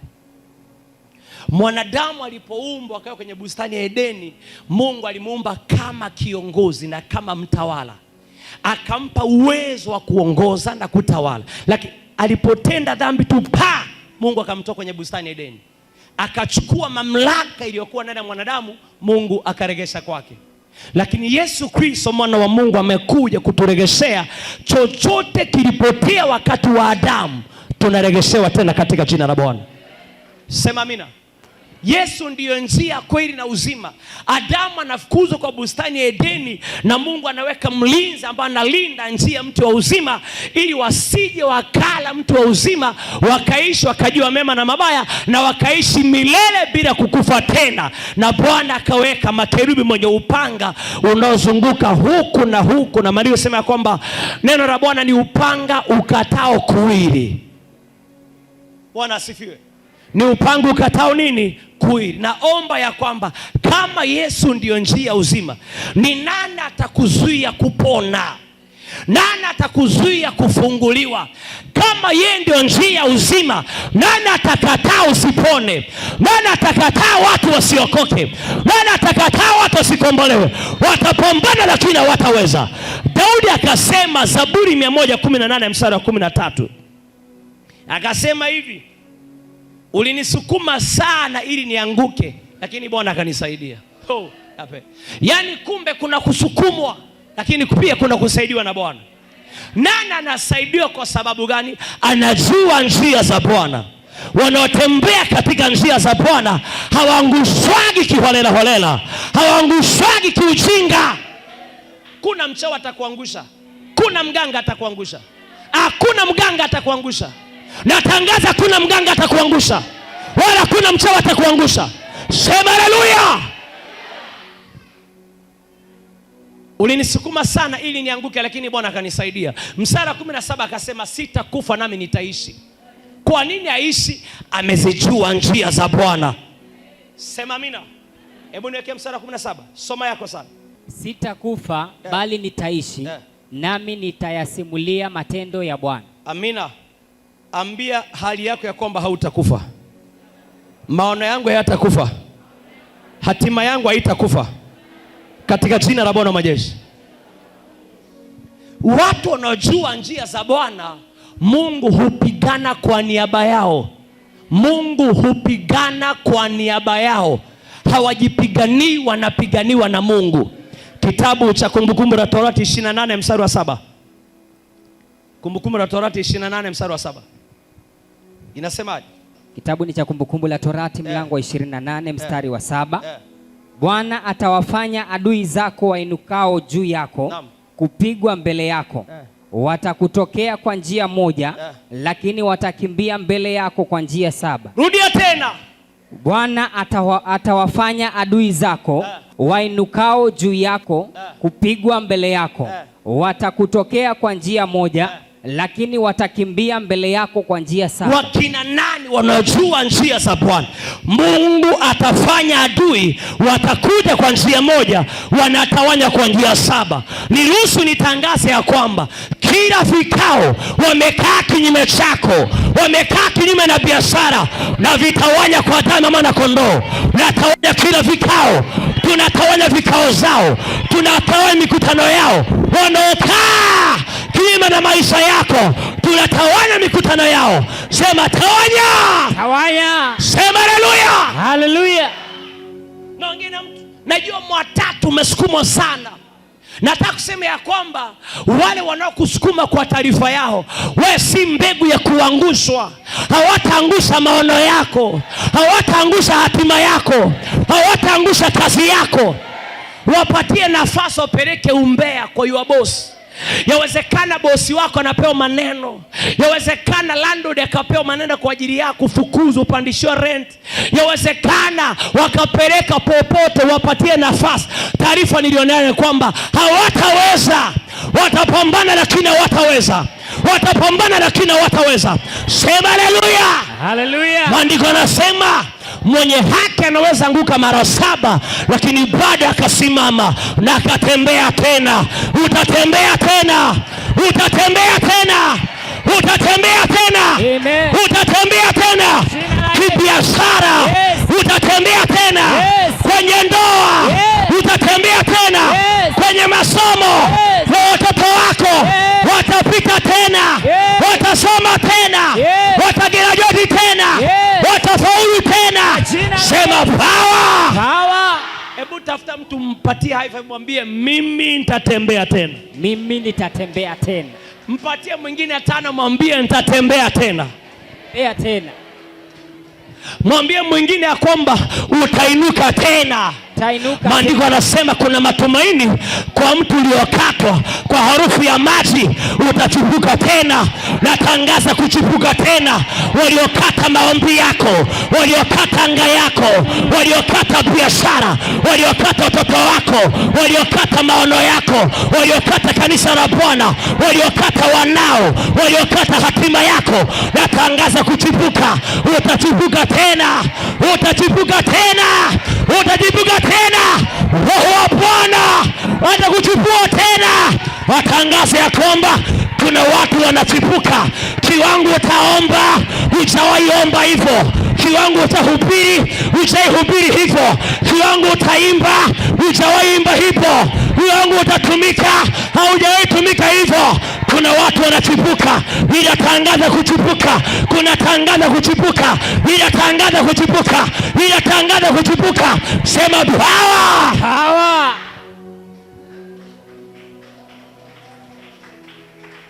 Na hisi nguvu ya Mungu wakati ninaongea. Usijizuie. Mruhusu Roho Mtakatifu akuchipue tena. Nani aliyekata maombi yako huyo? Nani alikata connection yako ya mtoto kwenda ng'ambo? Nani alifunga safari yako kwenda Uarabuni? Huyu alifunga safari yako ni nani? Huyu alifunga safari ya brother yako, dada yako ni nani? Natangaza kuchipuka tena. Iwe ni passport walizuilia, hiyo passport inatoka. Hiyo passport inatoka. Matangazo inatoka. Hiyo passport inatoka. Hiyo passport inatoka. Matangazo inaachiliwa. Hiyo visa inaachiliwa. Ticket inaachiliwa. Promotion inaachiliwa. Promotion inaachiliwa. Matangazo inaachiliwa. Sema power. Ruka juu, sema ndio.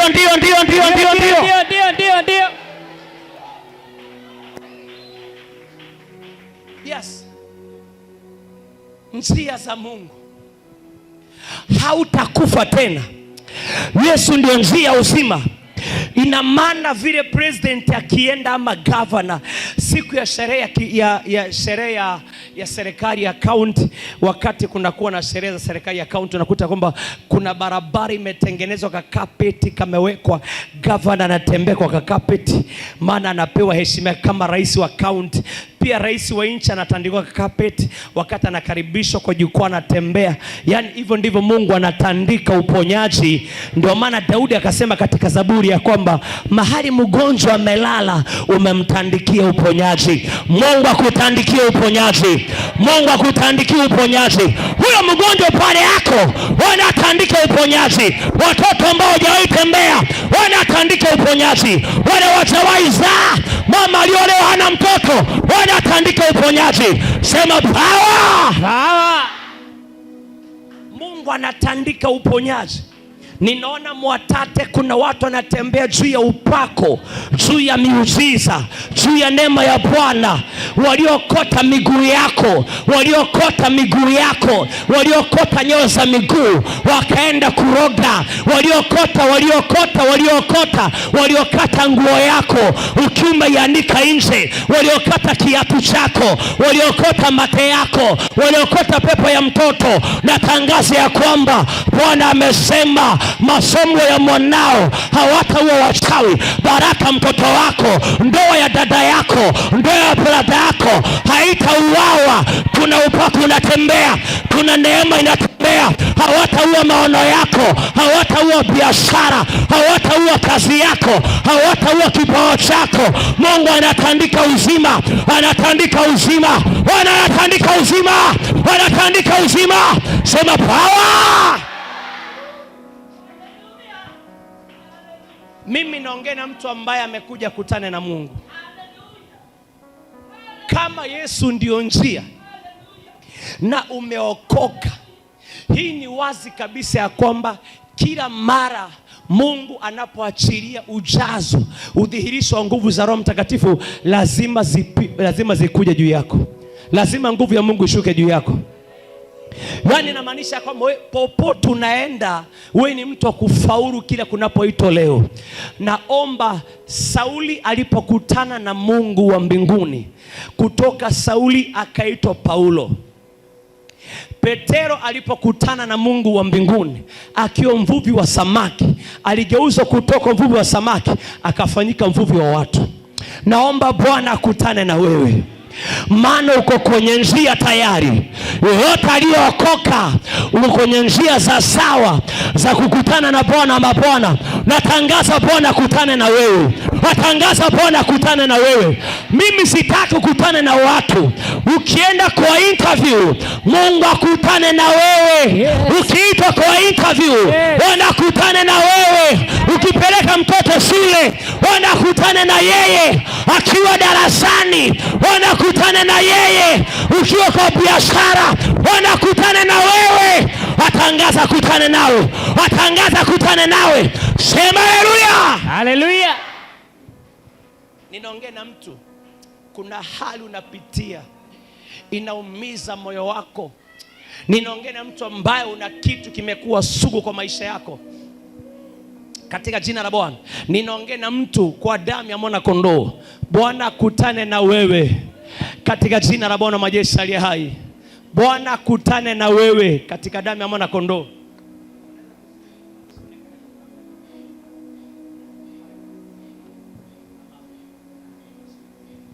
Mungu akutane na wewe. Mungu sema Bwana Yesu. Bwana Yesu. Wewe ndio njia. Wewe ndio njia ya kweli na uzima. Ya kweli na uzima. Mtu akiwa ndani yako, mtu akiwa ndani yako, ako na uzima tayari. Ako na uzima tayari. Anatembea juu ya uzima. Anatembea juu ya uzima. Anaendea mambo yenye uzima. Anatembea. Chochote anafanya kina uzima. Chochote anafanya. Chochote anaongea kina uzima. Chochote anaongea. Maana ako na mwenye uzima. Maana ako na mwenye uzima. Natangaza Bwana kutane na leo. Yes. Bwana kutane na leo. Bwana kutana na. Sema Bwana kutane na leo. Bwana kutana na leo. Inua mikono yako juu na kuabudu Roho Mtakatifu. Yesu ni njia, kweli na uzima. Daudi akasema haya maneno. Akasema haya maneno Daudi mwana wa Yesu. Kwenye Zaburi ya 16 mstari wa 11. Akasema Daudi mwana wa Yesu, ukiwa umeinua mikono yako juu. Akasema hivi. Zaburi ya 16 mstari wa 11 akasema hivi. Akasema Daudi, kitabu cha Zaburi 16 mwana wa Yesu mstari wa 11. Utanijulisha njia ya uzima, mbele za uso wako ziko furaha tele. Yani kwenye njia za Mungu watu wanapata furaha. Kwenye njia za Mungu tunapata furaha. Kuna watu shida sio pesa, lakini hauna amani kwenye ndoa, hauna amani kwenye huduma, hauna amani kwenye wokovu. Bwana amesema kwa neno lake atakujulisha njia zake. Daudi akasema nijulishe njia zako. Naomba Bwana akujulishe njia zake leo. Mimi naomba ukutane na Mungu leo. Naomba Bwana akutane na wewe. Mimi nataka usikutane na Posori Murwa. Nataka kukutana na Mungu aliyekuumba. Gari ikienda kwa garage kutane na makanika inatengenezwa. Pikipiki ikienda garage kutane na makanika inatengenezwa. TV ikienda kwa fundi wa TV kukutana fundi inatengenezwa. Simu ikienda kwa fundi wa simu inatengenezwa. Mungu atengeneze hatima yako. Mungu atengeneze maono yako. Mungu atengeneze maisha yako. Huyu aliyekamata maombi yako, huyu aliyekamata kipawa. Hapa kuna watu ni manabii, hapa kuna watu ni waombezi, hapa kuna watu wana vipawa. Kipawa cha uponyaji, kipawa cha miujiza, kipawa cha deliverance, kipawa. Lakini adui amekikamata. Natangaza Bwana kutane nawe leo. Kuna watu wana vipawa hapa, hawataki mtumikie Bwana, hawataki mtumikie Bwana. Watangaza radi ya Bwana, watangaza radi ya Bwana. Kuna vipawa zinafunguliwa, kuna huduma zinaachiliwa, kuna huduma zinaachiliwa, kuna huduma ya mtu inaachiliwa leo. Nani amekamata maono?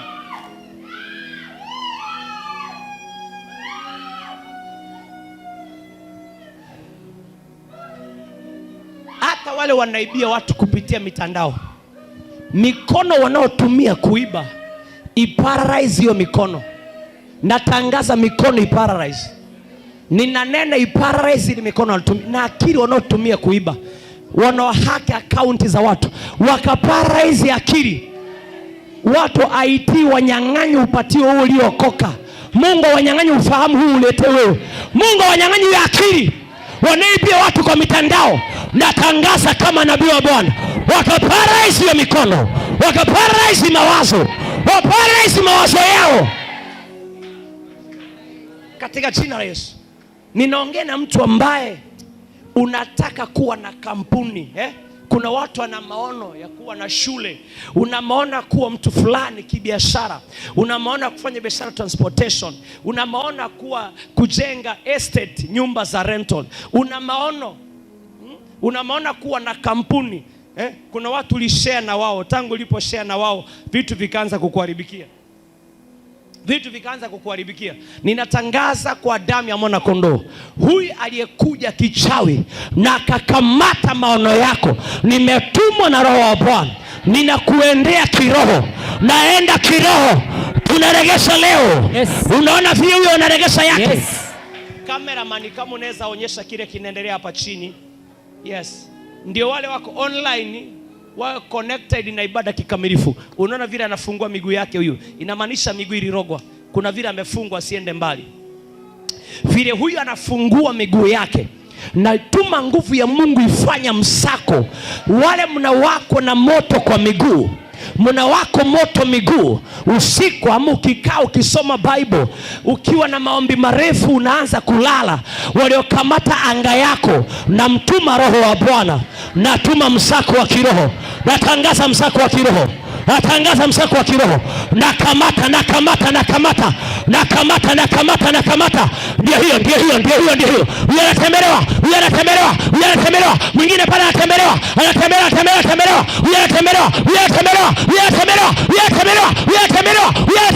Kwa magoti yake. Huyo magoti. Anatembelewa huyo. Anatembelewa saidi huyo. Anatembelewa mwingine huyo. Mwingine pale pia. Anatembelewa. Anatembelewa na nguvu za Bwana, anatembelewa. Mwingine ndio anatembelewa.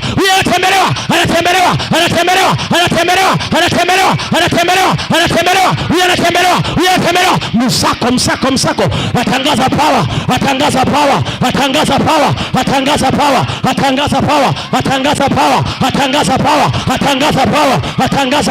Napasua radi, napasua chupa za wachawi, chupa za waganga. Napasua kwa damu mwana kondoo. Napasua chupa zao, napasua nyungu za wachawi, napasua tunguru zao. Tunapasua.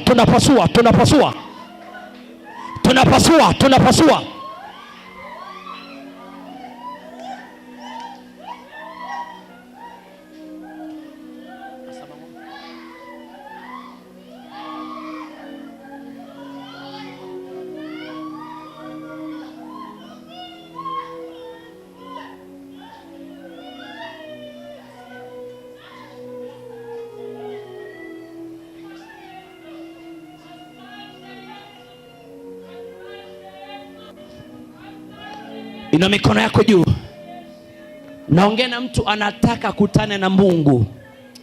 Ikiwa unazijua njia za Bwana, nataka Bwana kutane na wewe katika jina la Yesu. Ninaongea na watu wana shida ya macho, uko HIV, uko na pressure, uko na ugonjwa wa sukari, uko na HIV, una vidonda vya tumbo, unauma na mgongo, biashara haiendi, unachukua deni ulipe deni, unakopa mkopo ulipe mkopo. Naituma nguvu ya Mungu. Huyu aliyekamata pesa yako ni nani? Alipewa ruhusa na nani? Naituma nguvu ya Bwana kwa mikono yako. Wale mnaota mnanyang'anywa pesa, wale mnaota mnanyongwa usiku, wale mnaota mnafanya mapenzi kwa ndoto, spiritual husband, spiritual wife, tunakamata mateka katika jina la Bwana. Wale paka, huyo paka analia kwa ploti, huyo paka analia kwenu, huyo paka anasumbua, huyo paka analia kwa boma, huyo bunda analia kwa area, huyo. Zamani ulikuwa unaomba sana, ungeweza kuomba nusu saa zima, ungeweza kuomba muda mrefu. Leo maombi hakuna. Bwana, diri na huyo Roho Mtakatifu, sisahau. Diri na hiyo mikono katika jina la Bwana majeshi aliye hai. Na kuombe Logibo, kamata hiyo mikono Mesaya, kwa damu ya mwana kondoo. Tumekataa adui hata tumia mikono kutesa watu wako, hata tumia mikono kutesa wana wa Mungu. Tunashika mateka kila madhabahu. Nimekamata kila nguvu za giza, nimekamata kila uchawi na uganga, roho za kuiba pesa kwa manyumba, roho za kuiba pesa kwa ndoto za watu, roho kukamata baraka za watu, roho imekamata vipawa, roho imekamata waombezi, roho imekamata waimbaji, roho imekamata asha, roho imekamata wanakwaya, roho imekamata wana wa Mungu, roho imekamata wateule, roho imekamata watoto wetu, roho imekamata dada zetu wasiwe na ndoa. Natangaza power, ninaachilia power, ninaachilia power, ninaachilia power, ninaachilia power, ninaachilia power, ninaachilia power, ninaachilia power. Watangaza power, watangaza power, watangaza power, ninaachilia power, watangaza power, watangaza power, watangaza power, watangaza power, watangaza power. Fire, fire, fire, fire. Kwa hiyo boma, kwa hiyo biashara, kwa hiyo ndoa, kwa nyumba yako, hiyo mjusi kafiri, hao komba mwiko, hizo kunguni, roho ya panya, roho ya panya, roho ya panya. Tumekamata mateka, tumekamata mateka, tumekamata mateka, tumekamata mateka, tumekamata uchawi, tumekamata uganga. Tunapomoa, tunapomoa, tunapomoa, tunapomoa, tunapomoa, tunapomoa kwa jina la Yesu Kristo. Tunapomoa katika jina la Yesu Kristo. Tunapomoa kwa damu mwana kondoo. Tunapomoa kwa jina la Yesu. Tunapomoa.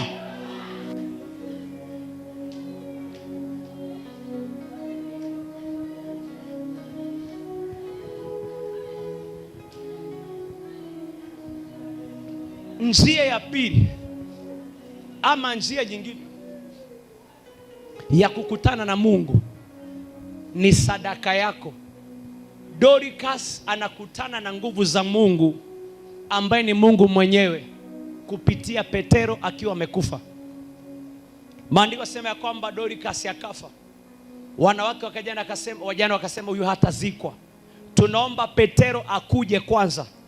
Na Petero alipoletwa, Dorcas ameoshwa, amefungwa sanda, wanangoja kuzika. Mtu wa Mungu alipoomba na Dorcas ni kupitia matoleo yake. Maandiko yanasema hivi, alikuwa anatoa sadaka zake na kumuomba Bwana. Alikuwa amejaa matendo mema, alikuwa amejaa matendo mazuri. Na mtoaji wa sadaka na muombaji alikuwa na sifa tatu. Sifa ya kwanza ni matendo mema, sifa ya pili sadaka, sifa ya tatu maombi. Petero alipoomba na Dorcas, Dorcas akafufuka. Kwa nini? Alikutana na Mungu kwenye kifo chake. Daudi anasema kwenye Zaburi ya 20 mstari wa 3 inasema hivi, Bwana zikumbuke sadaka zako na azitakabari na kujibu siku ya mateso. Sadaka yako inaweza kukutanisha na Mungu. Matoleo yako yanaweza mleta Mungu kwenye maisha yako. Sema amina. Inua mikono juu wakati waimbaji wanatupatia wimbo. Karibu sana watumishi wa Bwana.